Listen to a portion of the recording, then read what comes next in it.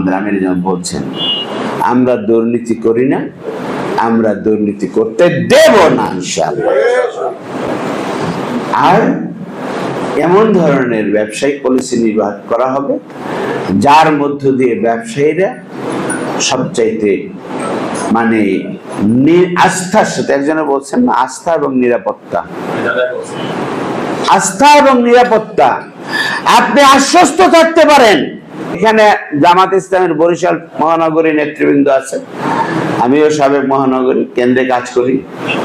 আপনারা একটু বলতে পারেন যে না ভাই, যে কথা বলছেন চোখে আঙ্গুল দিয়ে বলি যে আপনি তো এইরকম ব্যবসা করছেন, থাকলে বলেন না। আমাদের একজন কর্মী থেকে নেতা পর্যন্ত কেউ এখান থেকে কোনো ব্যবসা করে নাই। এত বড় আপনার সমাবেশ সম্মেলন হলো এবং একটা বছর পর্যন্ত অনেক বড় বড় কর্মসূচি হয়েছে।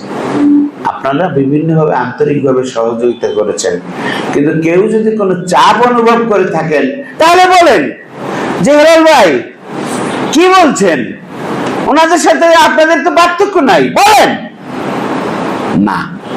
ইনশাআল্লাহ পার্থক্য আছে।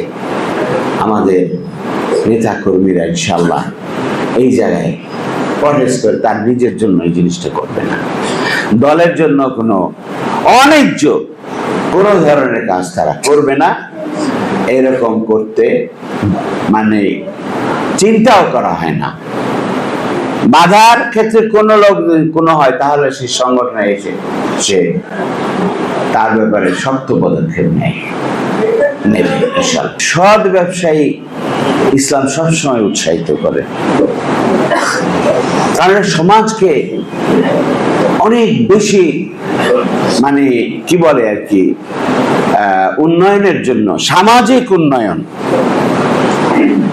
অর্থনৈতিক উন্নয়ন, আমি শুধু ব্যবসার মধ্যে অর্থনৈতিক উন্নয়ন, সামাজিক উন্নয়নও হয়ে থাকে। 7 শ্রেণীর লোক সেই আরশের নিচে, আল্লাহ যে মহা শক্তিধর আল্লাহ রাব্বুল আলামিন, তার যে আরশের নিচে ছায়া পাবে 7 শ্রেণীর লোক। তার মধ্যে প্রথম শ্রেণী কারা? ন্যায়পরায়ণ শাসক।